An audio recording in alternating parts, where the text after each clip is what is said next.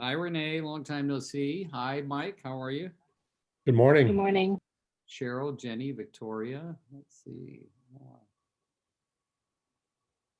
Okay, so I was obviously cleaning up last night and came across some old coaching notes where I did a farming class in November 18th of 2005, 16 years ago. Crazy. Um, and talking about lead generation and farming. And of course, we talked about relationship farming uh, on our last call, and wanted to kind of continue on the. Uh, I love, there was this, I got quoted in this class as saying, your success in real estate is directly proportional to the number of people who, when they think of real estate, they think of you. So I don't know that that was originally my quote. I think it was more of a Dave Jenks quote, but I used to say it over and over again. Again, your success in real estate, let me just read it off here. Your success in real estate is directly proportional to the number of people who, when they think of real estate, they think of you. So that's a big one. I was just checking to see if it had lead generation and what to say on the calls and the first calls, and then prospecting versus marketing. Um, and let's see, it said something about, oh, there was a response curves, farming. Here we go. Yeah, it was pretty much what we talked about as far as relationship farming, but I'm going to kind of talk a little bit about the door knocking issue again and kind of continue it. Now, I'm a little bit more inspired to talk about it because nothing for some reason pisses me off more than, when you go onto YouTube and you press that you want to see a video. Well, YouTube magically knows you're a real estate agent. So even if you want to just go to the YouTube of a song, when I'm trying to learn lyrics on a song, I'll go to YouTube and find the video, or it doesn't have the music video, it just has the words, like I showed you guys last week. Um, it has the words while the music is playing in the background. But always when I go to do that and I turn it, like press start, there's a commercial for a real estate agent. And there's this one guy that keeps popping up saying, you don't want to sell real estate by door knocking or bothering your friends and, something like that. And it just irks me. So that's just my personal opinion. And there's millions of ways to lead generate. But so many people just believe that door knocking is door knocking is door knocking. And as you know from last week's call, and if you didn't watch it, the recording's available on RGT Resources, that we talked about a type of door knocking that would lead to something called relationship farming. Today, I want to talk a little bit about the different ways of door knocking and focus on another one way. But again, I want to remind you that you've got to learn, we have all got to learn to door knock with an intention in mind. And is that intention more long-term, more immediate, more temporary? So I'm going to talk a little bit about a couple of different things that you have. So I want you to understand the 4 statuses that you have of every listing that you take. You've got, I'm working with the seller, so call that a coming soon. Even if you haven't listed it formally in your MLS or anywhere as a coming soon, the fact is that you're working with a seller on a listing that they are for sure listing with you, and it's really not ready to go. So you've got the coming soon period of time. You've got the time that you become active. You become active on the MLS, meaning you're an active listing. You've got the pending time on the MLS, meaning it is, let's see, you've got the time when it's so active, then it's sold, now it's pending, meaning the 30 days or so between when you get the accepted contract. Mike, I want to know what your hat is. Cal State University. Cal State Fullerton. Oh, is that an F? It looked like a P. Yeah. All right, I'm a big fan of Fullerton. They got a good baseball team. So yeah, so what I want you to be thinking about is you've got coming soon, you've got active, now it's sold, but it's not closed. So it's got pending, and then now it's sold. So there's 4 different times that you could do something called circle door knocking. Now, I want you to be thinking about this type of door knocking. This is more immediate gratification. Last week, relationship farming, and then we're also going to get to geographic farming, are more delayed gratification.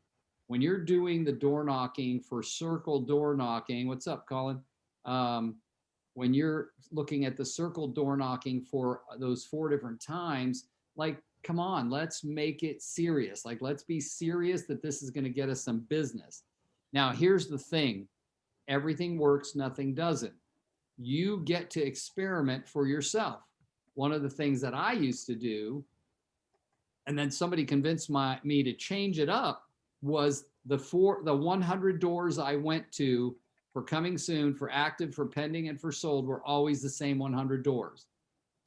Okay, and I was taught that because then I'm updating these people, right? Hey, we got a listing coming up right down the street. Just want to make sure you knew about it. Hey, do you know anybody else thinking about selling? No. When are you selling, right? Well, you can't ask them when are you selling 4 times in a 45-day period, okay? Because you'll start to sound like an idiot. No, I remember 45 days ago I told you I'm not selling. No, that didn't change in 45 days, you dumb butt. So, but the idea was that now you were bringing them an item of value. Oh, by the way, we told you it's coming soon.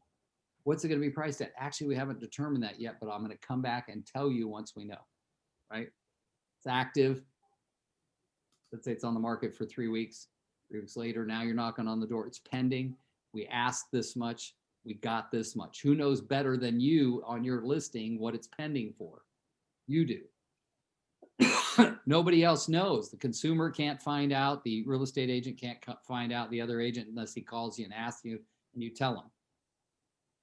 And then again, now it's closed, right? You could say, oh, I'm sorry, we're not allowed to tell you what it went for, but it was listed at this, it went for this, and then you could go back around on the solds and tell them what it sold for, or tell them there's a bunch of people waiting to buy in your neighborhood. So that's going to the same 100 doors 4 times. When you know the listing's coming up, when you know it's on the MLS, when you know it's under contract, and when you know it's closed and sold. Okay. The other thing that I did, and was introduced that idea by another speaker, was that you went to a completely different 100 doors for each of those times. Different 100 doors for coming soon, a different 100 doors. Damn it. A different 100 doors for active, and so on and so forth. So now, over about, let's say, a 6-week period from the time you went coming soon till the time you went closed, or 2 months, however long it takes, you have gone to 400 different doors, right? And you tell a different story if you're going to 400 different doors, because, oh, we had it coming soon, then we listed. Let's say you're going around, this is your 3rd 100 doors. None of them have seen you before, and you're just going around to say pending. Hi, my name's Rick. I'm with Blank Realty, and we just listed a house around the corner from you, and went on the market on so-and-so, and, we had prepared it. You're kind of describing what you're doing as a listing agent. We got it prepared. We did a few things, got it staged, and we went on the market on so-and-so. And guess what? In 14 days, guess where we are now? We're under contract. And there was about 3 or 4 other buyers that wanted it, but they didn't get it. Kevin, go ahead, bud. Yeah, I was just curious. I mean, that's assuming that you already have a listing in a neighborhood. If you're trying to break into a neighborhood, what do we change? What's the script that we change? Just say, hey, there is one, and not just say it's mine. I love that. Yes. There's another home for sale in our neighborhood. And I just want to make sure I came around to tell you that. And that is something that I believe in, because I've done it myself and it's worked, because I really wanted to get opened up in this one neighborhood in 1990, when my wife and I at that time moved into a house in a bigger neighborhood, because we've been living in a smaller, lesser price neighborhood, and I wanted to work there. And I can remember, because the house I bought for myself was pretty big, and it was $292,000 in September of 1989. And the house I'd moved away from was like $180,000, right? So it's $100,000 more. And at that time, that was a lot of money, So, so I started doing that, and I'd say, oh, there was a house, and I actually went door knocking to talk about my house closing. right? I represented the buyer on the house down the street. I bought. Okay. So it was definitely, I love that you brought it up, but it's definitely something you need to do, especially if you want to open up or get better in an area. And even if you don't have it, go ahead, Kimmy. I love it when you call me Kimmy. I have like a standard type of postcard that I do. Yeah. And even though it's not the area of the postcard, because this was a duplex that I sold, Right. I put it out to the group, the geographic firm that I wanted to, and it made my phone ring off the hook. Nice. And it was a higher priced area. But then on the back, I just include like updates of what's sold that are in like 4 different towns that are right around here. Yeah. And it worked really well. But it was the geographic firm that I'm going after is a higher price, but there's a lot of out of town owners or second homes from like people in the valley, and so it's like definitely a move up. But I want to break back into, because I've sold 2 houses in that neighborhood. Right. But I'm just now starting my Every Door Direct stuff through Krista's program. And then you take that Every Door Direct is through the post office. Mhm. And it's pretty inexpensive, right? I think it's like 18 cents. But what I do is I get this particular sized card because it's a 6x11. So it's the largest size Every Door Direct that also is 1 stamp. So I can send it to my personal database as well. Right. And then when we have time, if we have time at the end, I want to share something about how you're saying coming soon, just listed, sale pending and closed. Yeah, coming soon and then active. So yeah, active meaning, yeah, I guess you could call that a thank you. I just didn't realize that was called just listed. Yes, never mind. I do the same thing with videos. Yeah. Oh, So good. I'll have videos for each of those stages, Right. and then I run ads behind them. Mhm. And then especially if they're my niche, because then my audiences for my niche get ginormous, like Homes on Acreage. I have a huge audience now Good. that I run ads to, just because I'm doing like 4 or 5 videos per house. Yeah, there's a friend of mine in the Dallas area. And why is her name escaping me? It's going to come back to me. I'm going to tell you about her. She's an amazing horse and land person. You guys might be able to mastermind together. She's extremely successful at it. And yeah, so let's see. Hi, Katie. Hi, Rick. Did you just remember this when you tried calling me, or? I did. I actually was on another call, but who else is on this? There's 17 other people that are listening to this conversation. I'm not camera ready yet, but I will be. That's okay. It doesn't matter. It's just these people are all we're all like the same people. That's all. So, but I want to get back to the thing about, there's going to be some things I want to talk about on this, but I love that Kevin asked the question about it's not your listing. And could you do it with a listing? Yes. And nowadays, guys, I don't know about your MLSs, but I'd imagine they're the same. If in your MLS, in my MLS, if I search all active, that term, instead of just the word active, all active, then I get CS, which is coming soon, which means a consumer cannot find that. That's for the real estate agent. So I can take that coming soon and go door knock that neighborhood, because I will bet you dollars to donuts that that agent's not doing that, right? And there's no law against it, right? It's public information, public to you, the real estate agent, along the real estate agent public, so to speak. And so you going and say, there's a new listing coming up in the neighborhood, and you've got everything. You got the price. A lot of times the coming soons I see don't have pictures, but they might have a picture. They're not required to have pictures because they're technically coming soon. So, but it's definitely something that I would consider as another way to add to Kevin's question about if you haven't gotten a listing in that neighborhood and want to break into it, that's a good way to go. Now, I also want to comment on that, like when Kim was talking about postcards, I'll get right to you, Robert, that a lot of times I'm talking to people who don't have a penny to spend. And then they go, I sent postcards. I go, what money did you use to send postcards? oh, I borrowed some from my husband or da da da da. I want us to have a rule, guys. Lead with revenue, which what that means in this instance is that you don't do anything in your real estate business that you didn't pay for with money from your real estate business, because that is a bad habit to get into. I'm not going to say bad, I'm going to say it's an ineffective habit. In other words, if you start using other money to fund your real estate business, which we all might do in the beginning, but there's not a lot of really beginning on this call. I mean, probably the most beginning on this call, I think, would be Colin, and he's not even that new. How many years now, Colin? A year and a half? 2. Yeah. Is anybody on the phone newer than Colin in real estate? Yeah. So the reason I say that is now, even 2 years, you've closed some deals, Colin, right? Yeah. So you close some deals, and guess what, guys? You take a little bit out of each deal that doesn't go towards your bills, and you say, this is marketing money or whatever.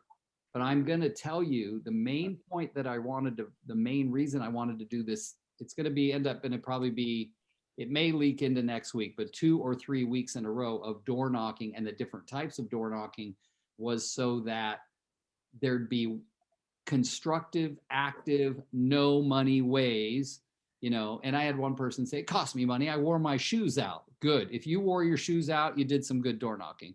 If you had blisters on your knuckles, good for you, right? But overall, it's cheap and inexpensive. And even if you're running flyers on a copy machine, even if you did black and white flyers, I tell people, look, save money. Don't do color flyers. Do black ink on a colorful piece of paper, a yellow piece of paper or blue, or something that is a little bit more exciting. All right.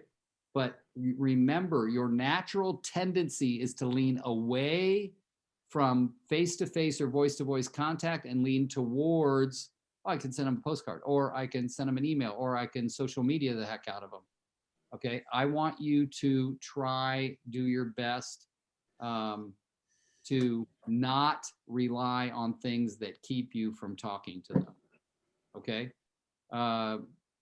I thought I saw Debbie come on. Debbie, are you here? I thought I just saw you. Oh, there you are. She's coming. I tried to find your number. I couldn't. Tuesday calls are all for you too. You don't have to get off. Do that again, I'm going to come down to Fresno and beat you with a stick. Okay. All right. Man, it's been bugging me since Tuesday, and now you're here and I could say it. So, because when I went to reply to your chat, you were gone. I said, reply to chat. It said, she's no longer here. I'm like, damn. Just Google me. I know. I'm just kidding. Okay. So let's get back to the subject at hand and say that when we're talking about door knocking for immediate gratification, it's going to be 100 doors typically, right? Go knock on 100 doors. I remember my uncle used to just go knock on 100 doors. It was like in my family of realtors, like I had a lot of, you all know I had over, at one point about 75 relatives in real estate, but my 2 uncles with ugly toupees and a horrible accent, okay, would door knock like crazy. And one of my uncles eventually came, he was the only uncle that ever came and worked at one of my Keller Williams offices. Everybody else was at, I had one cousin that owned offices. Some of the uncles would work there. I had another uncle that had another brokerage. So I was running Keller Williams franchises. My cousin was running Remax franchises. They're crazy. But the one uncle that he again, like last night I was watching old VHS tapes, trying to get them ready to send to Legacy Box. And I saw my dad. My dad had a really ugly ass toupee at one point. My uncles had them. I thought my dad was wearing it mostly because he had peer pressure from my uncles. But man, they door knocked like nobody's business. And they always came back with clientele. Like they came back loaded with leads, right? And my uncles believed in it so much. And they would say in their broken English, because I was their nephew, they'd call me honey. Honey, you just talk to people, I'm like, yeah, that's you, you got that sweet little accent, and that sweet little toupee, and you've got your shirt unbuttoned down to here with all that hair hanging out. That wasn't me. Like that wasn't going to be me, but they did very well. And that's proof, guys, that whatever crap you're making up about you not being enough is not true. you're plenty. So knock on doors, and yeah, you're going to get your door slammed in your face. You're going to tell people you shouldn't knock on their door. People are going to tell you don't knock on my door, but there's going to be people who are going to go, "Oh, I can't believe you're at my door. We were just talking about this last night." And when that happens, you freak out because you don't even, by then you've had so many no's, you don't even know what to do. You're like, did you just say yes? You want to talk about selling your house? Like, you're freaked out. I literally had one of my agents when I was running a Central 21 office in the 90s come back to the office, and they said, I go, hey, they walked in. I had to be standing. I go, what have you been up to? She goes, oh, I just went door knocking. I go, great. How long did you door knock? She goes, about 35 minutes. And I said, well, that's not really a lot of door knocking. And she said, no, I only stopped because I came back here because the lady said she wanted to talk to me. Now I don't know what to do. So she just got in her car, drove back to the office to look for somebody to help her, right? So that's a good problem to have. And that's the whole idea, is that you have got to be ready for the yes, right? And I was talking, who was on the call the other day? Oh, we were talking about, is it okay? I encourage people to go door knocking in twos, but when they go door knocking in twos, for people that are really fearsome, walk two together, meaning you go to every door together. But sometimes I tell people, go twos, and you take one side street and you take the other, share everything you got, high five each other at the other end of the street, compare notes. But hold on. I don't know where that was coming from, but anyway, the thing is, if you door knock together, two people who are both afraid of door knocking, you can lean on each other's fears, believe it or not, and it's helpful because then you won't be afraid to talk. They answer the door, and you'll look at each other, and one of you is going to have to say something, right?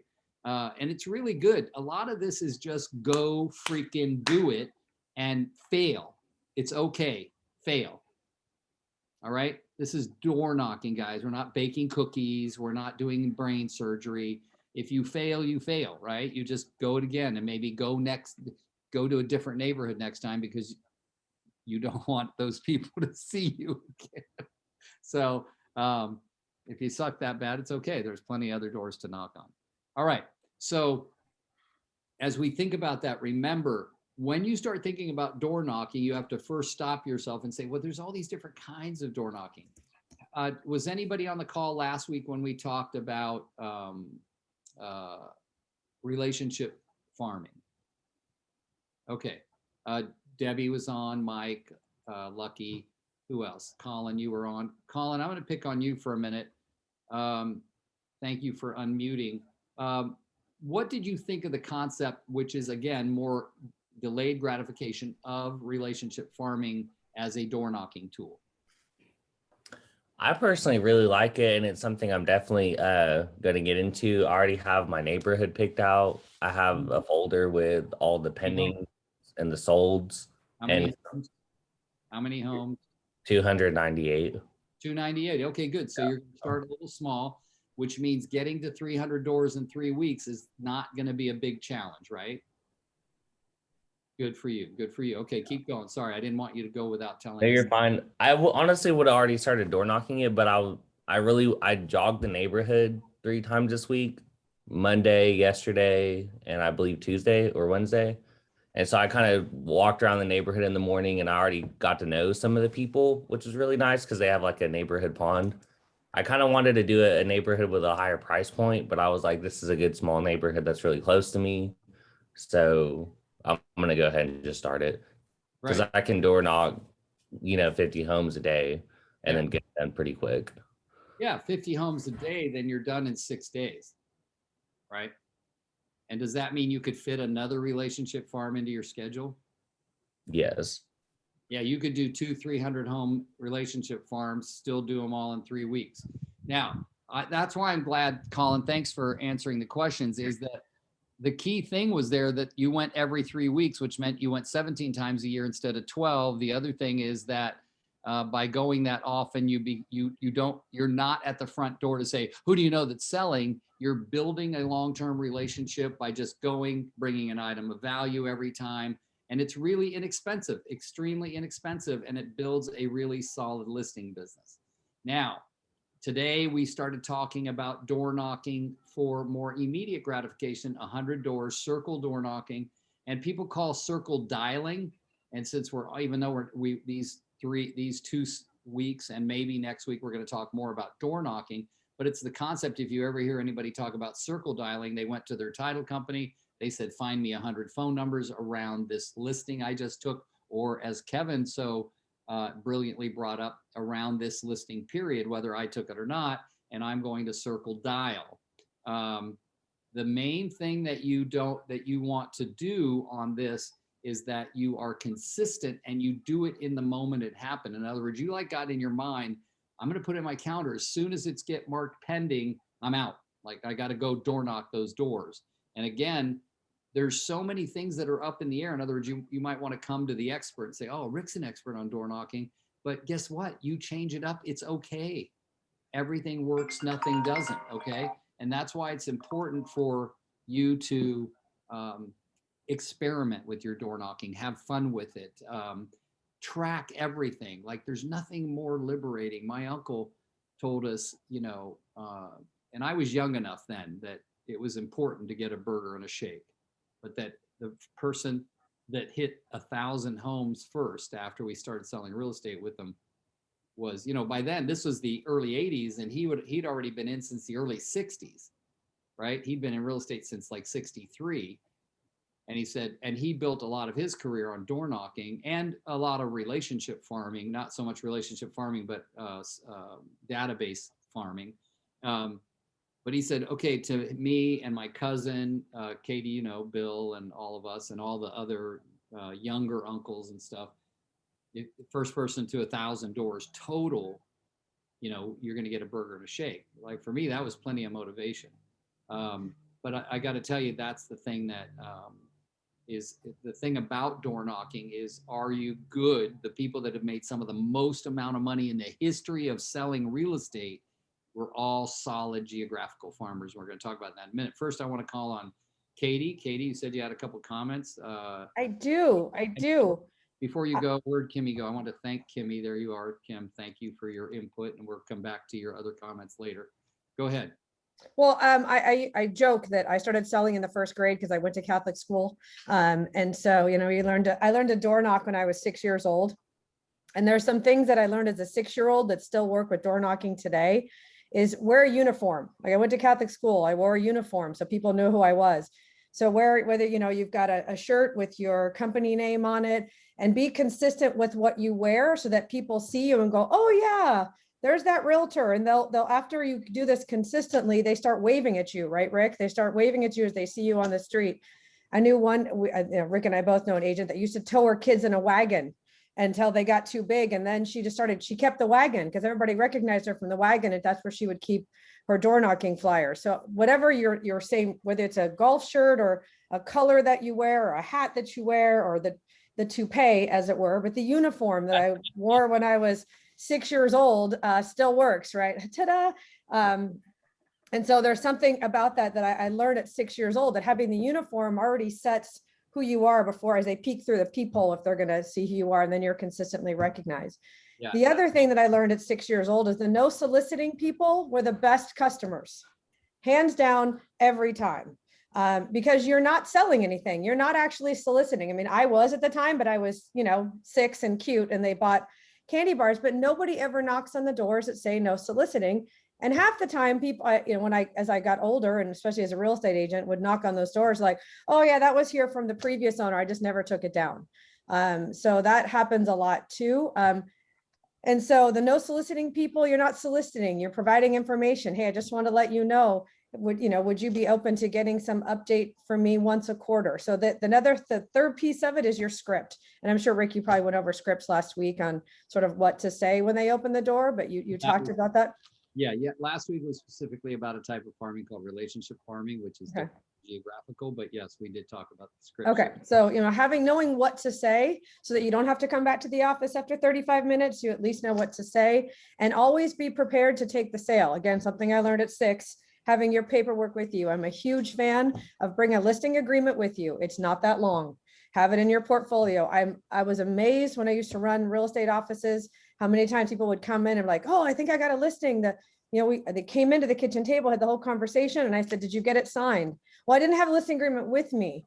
And then there's the back and forth of trying to get back to the kitchen table, and the momentum can be lost sometimes. So having a listing agreement with you is things, but these are all things I learned about door knocking when I was 6 years old, that I think still qualify today, because just got to keep it simple and it's fun, right? And so making a game of it. And then the last thing, I didn't learn this when I was 6, but Rick talked about bringing a buddy. What's fun is to bring a loan officer with you. Bring a loan officer that you want a partner with you, take them with you, and you can knock on the door and talk to them about, hey, have you refinanced recently? You may not know how, people don't know how low rates are. I mean, some people do, but not everybody. They may not understand about reverse mortgages. If, grandma hasn't been upstairs since her knee surgery in 1995. So there's all sorts of things that having a loan officer with you is fun, because then you're not there feeling like, oh, I'm asking for business for me. I'm really trying to help my friend, and then vice versa. And it's fun to take a loan officer with you, because they'll ask mortgage questions oftentimes as well, and have them wear a uniform too. So that's all. Those are all my comments. I'll stop now. No, and it's so funny that you brought up religion, because Katie, my wife, was raised as a Jehovah's Witness, and she was door knocking at 6 years old, but not to sell candy, but at 6 years old, she knew every book of the Bible backwards and forwards. Like she was memorized it, and they all looked at her as a prodigy. At 6 years old, she was going with adults and door knocking and, spreading the word of the gospel, so to speak, and, recruiting. Right. But, then fast forward, in 2004, 2005, she would have been 31. No, she would have been 30 in 2005. She got her real estate license, and instantly, how do you think she got the majority of her new business? She went door knocking. Right. And she literally said this to her mentor, which I didn't hear until later when I met her mentor at the time. Her mentor said, she said, well, you can make phone calls or go door knocking. And Casey said, I'll go door knocking. And she goes, most people are afraid of door knocking. She goes, I've been door knocking, talking about the Bible since I was 6. Do you think people would rather talk about the Bible or real estate? Right.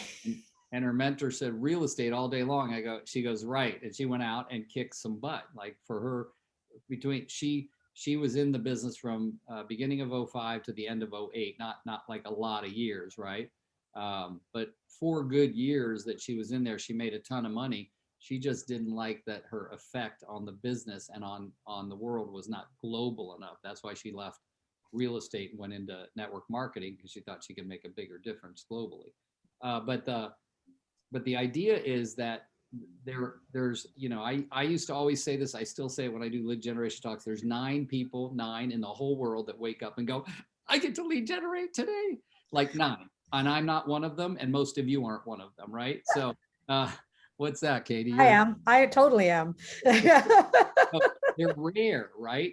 And I said it, I did a class for the state of Minnesota for one real estate company this morning, and for the whole state of Minnesota. And I think it was that company for the state. So I think there was 100 people in there.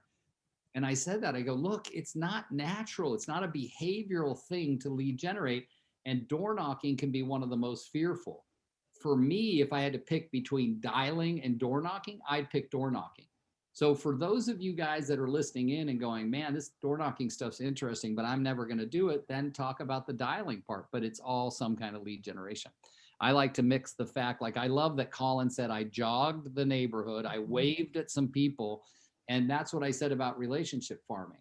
But when you're doing those immediate gratifications, circle door knocking, it's important that you remember this may or may not be long-term, or you may do those 400 doors. And for those of you, it was more than Katie, about 4 of you came on after we talked about it.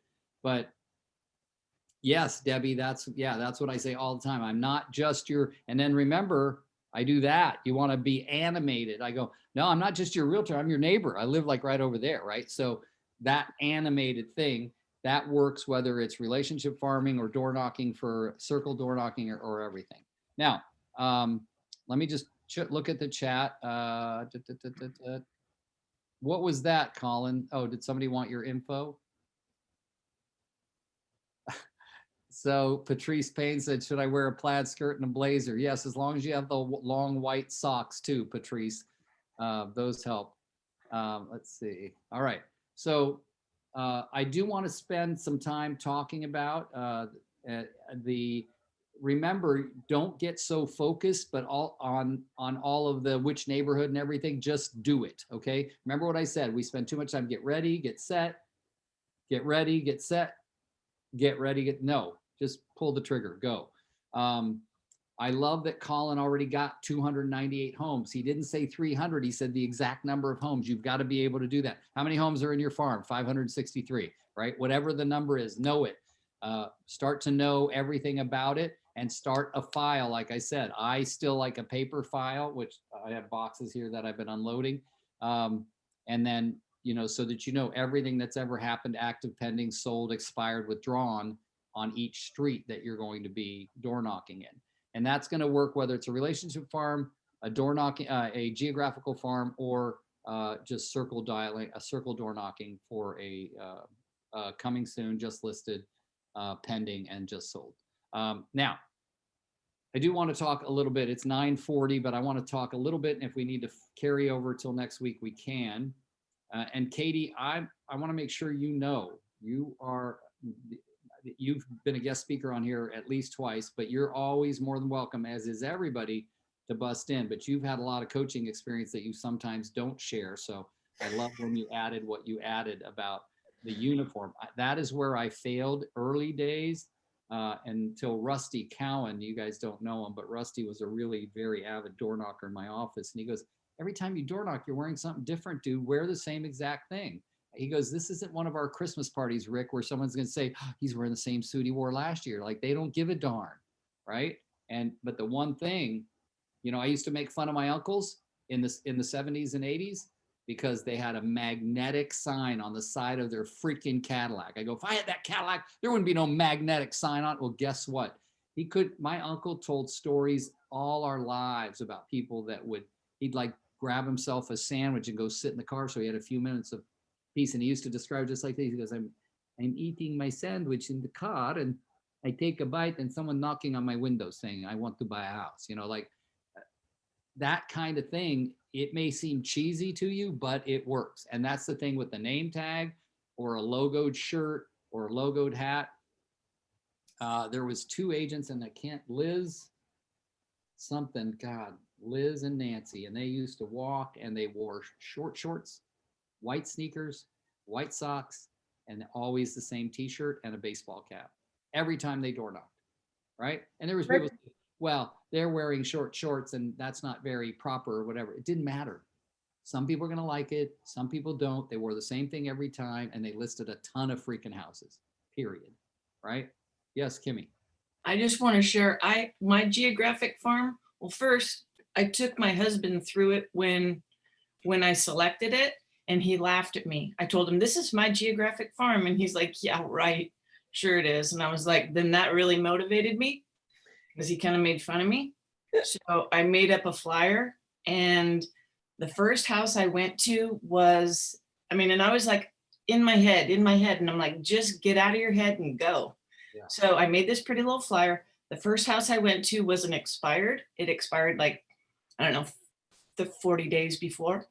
And so I wrote him a letter and I had that with the flyer and I was scared to death. And I walked up there and just right when I walked up, the garage door opened and I was like, oh crap, now I have to talk to somebody. I was just going to leave it on the porch and run, right? And so I was like, hey, you wouldn't happen to be Jerry, would you? And the guy looks at me and he goes, well, yeah, I am. And I said, well, Jerry, I wrote you a letter this morning.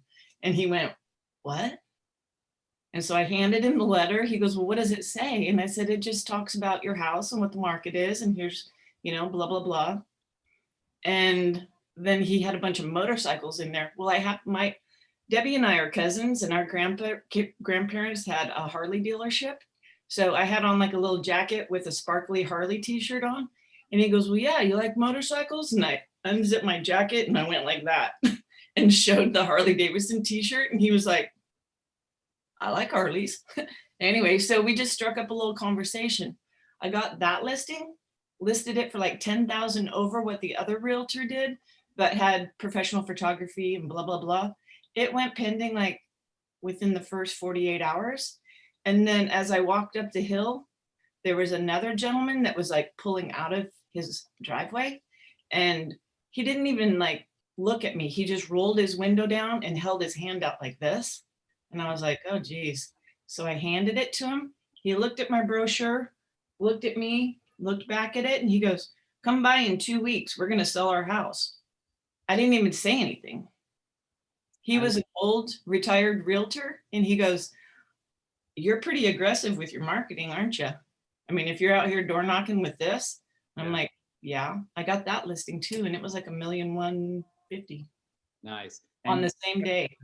yeah, and Kimmy, that's a really good point. Congratulations, by the way, on your success. You would be surprised the number of people who say something like, I love that you're out hitting the pavement for your living. I Yep. can't even tell you how many people have said that to me.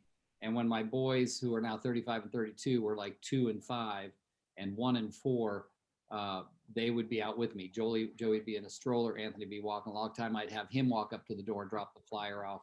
Mhm. And people would come out and give him cookies or a $1 bill. And when we did the flags on July 4th. So there is so many stories you can hear, thousands of them. So why aren't you out creating your story, right? Because you're going to come back and tell the victories of door knocking.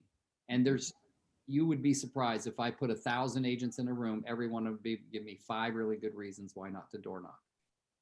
I'm trying to give you 100 why you should. But here's the thing. When we switch to the idea of geographical farming, last week I told you about the differences. When Gary Keller wrote the book, The Millionaire Real Estate Agent, he said, if you hit people once a month, that's called a 12 direct. Once a month, it'll take you between 2 years and 2.5 years, between 24 and 30 months to start creating a momentous return on your income, on your money spent. So think about this. It doesn't cost money to door knock. It does cost money to send a postcard.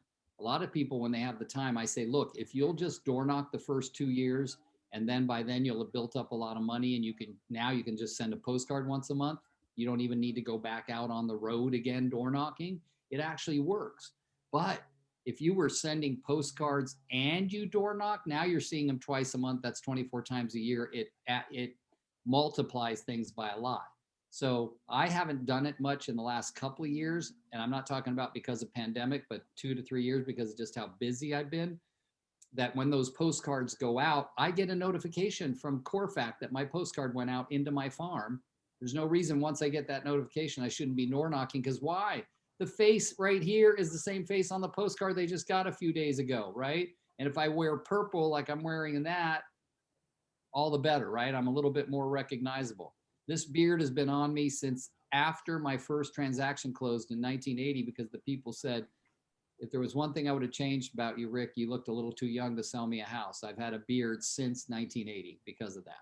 So the main thing, though, that I would get you to do on that is that you want to, well, like Katie said, what's your uniform? What are you consistent about? So people see you and they go, oh, that's just Rick, and they go back to doing what they're doing.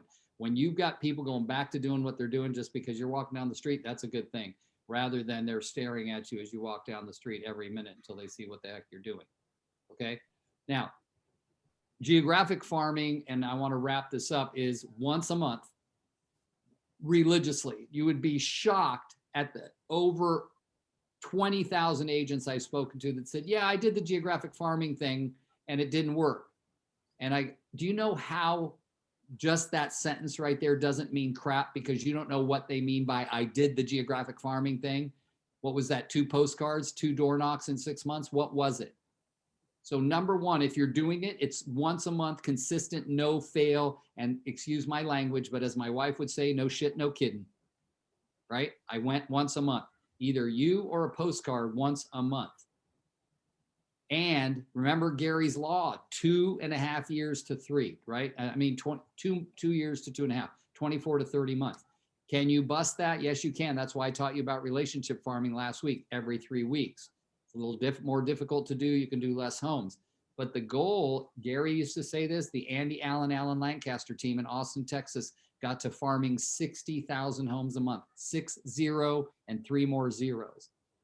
They covered Austin. They were doing over 4 to 5 million in commissions a year when they got that baby rolling. And even when the market dove between 2007 and 2010, they were still doing 2.5 to 3 million in commissions a year, because what? People are always dying, moving, transferring, divorcing, whatever. That's all going on with any economy. So, and they had people that would pass the stuff out. They had some kids they could get that would take them for 10 cents a door. I don't know what's 10 cents. That's still, 6,000 a month. But if you're doing 5 million commissions, who cares, right? So the idea behind, remember you also do events with geographic farming, and you can also do events with relationship farming, but do them so that they are lower cost and more universal. Help everybody do a garage sale, volunteer your open house signs to be used to attract people, help them with the ad.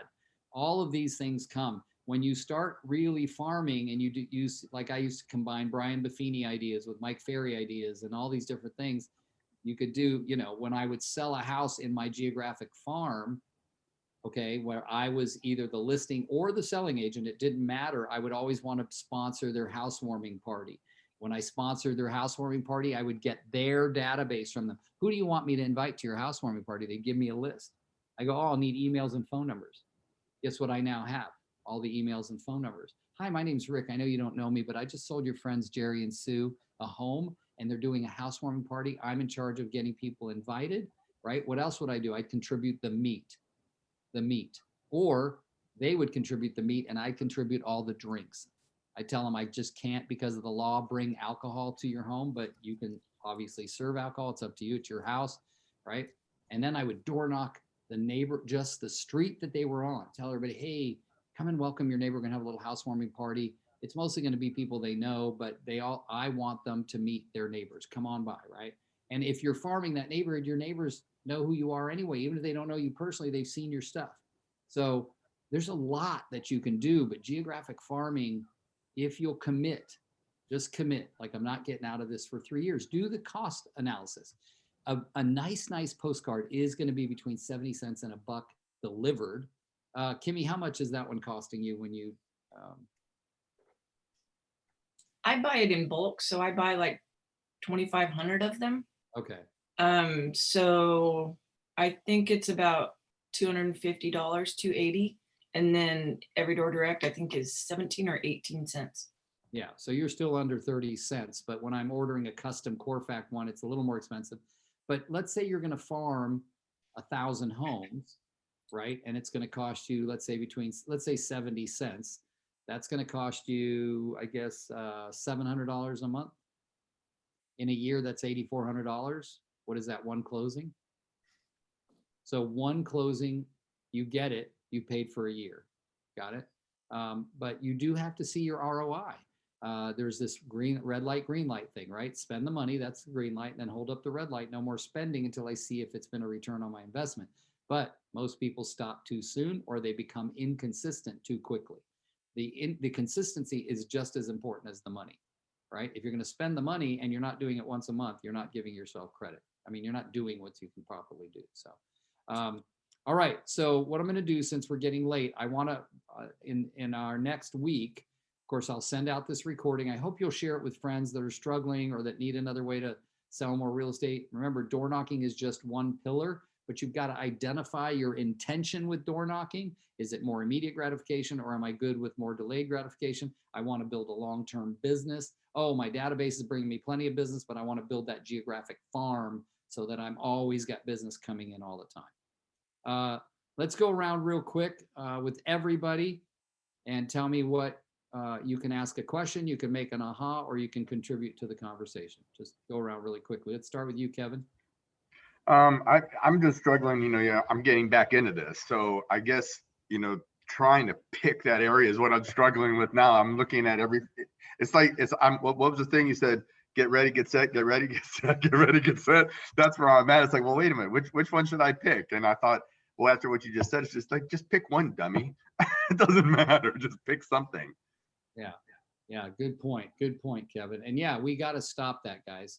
All of that's just our own fear.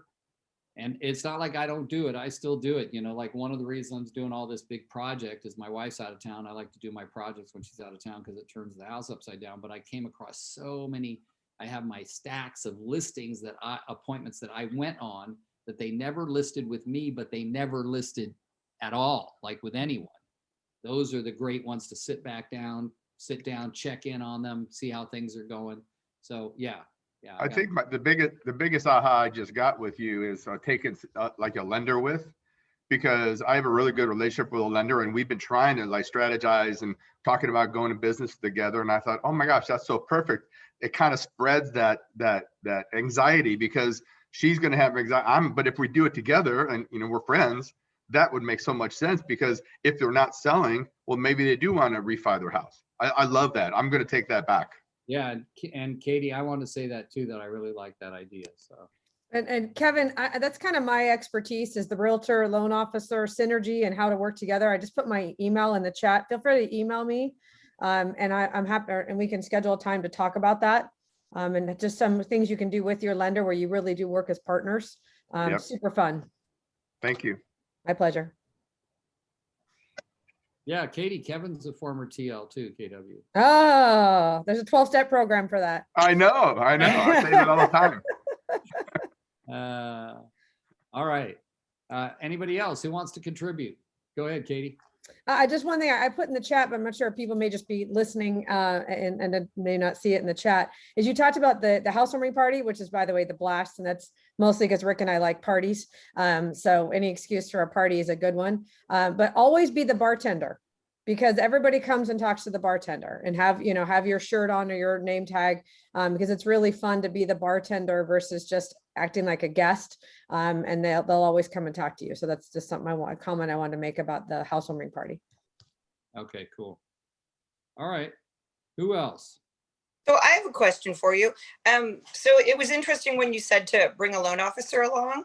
And so I actually am also a loan officer, and I've been struggling with, should I even market that at all? And I want to know your thoughts, because, I don't want to seem like, oh, I'm juggling too many things. What is your thought on that? Yeah, I'm going to let Katie answer that, because she has coached loan officers and overseen loan companies. She's got a really vast experience there. So go ahead, Katie. All right. Well, Jenny, I think so. Do you like to do both, just to give people options, or like, do you feel like one's a primary, what's a secondary? Well, so when I first got my license, I got a DRE license, so I had to get my real estate license. But when I was trying to decide, I prefer real estate. Okay. Finance person. I worked in corporate finance for 20 years. So everybody said, well, you're so good with numbers. And where I live in Santa Cruz, there's a lot of agents, so there's a lot of competition, but I prefer real estate. Okay. And so, yeah. So that may just be how you do it is, and again, that's just for everybody, right? As you're knocking doors, what is your expertise? What's the thing is your favorite part about being a real estate agent? And if Jenny, for you, it's finance, and you happen to do loans and have that, say, hey, I also want to let you know that a lot of people I talk to, they're not looking to move, but they are curious about different financing options, everything from a reverse mortgage to pulling cash out, paying for college. I happen to be an expert in that field, and be happy to chat with you. Whether or not you do the loan or you refer it out to somebody, lean into your expertise. So I would say that with everybody with Door Knock, any conversation you have, by the way, with anybody, anytime somebody even says, how's the market? Talk to them about what the thing about real estate that you love the most and is your passion, because it comes off your skin.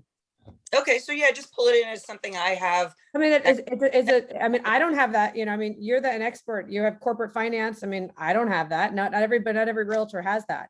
So that may be your magic wand and your secret weapon. Okay. Don't make it secret. Okay. Thanks. You got it. Good. Who else got something to contribute before we wrap it up? Okay. Debbie, no, Kimmy, sorry. That's okay. I'm getting my cousins mixed up here. There you go. You're Alaskans.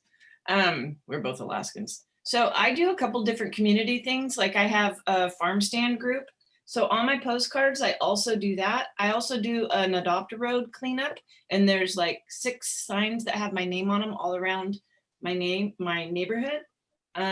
So I always put a little bit of community stuff also. So they're like, she's not just a salesy realtor, she's actually part of our community. Good. I like that idea. Yeah. That's awesome.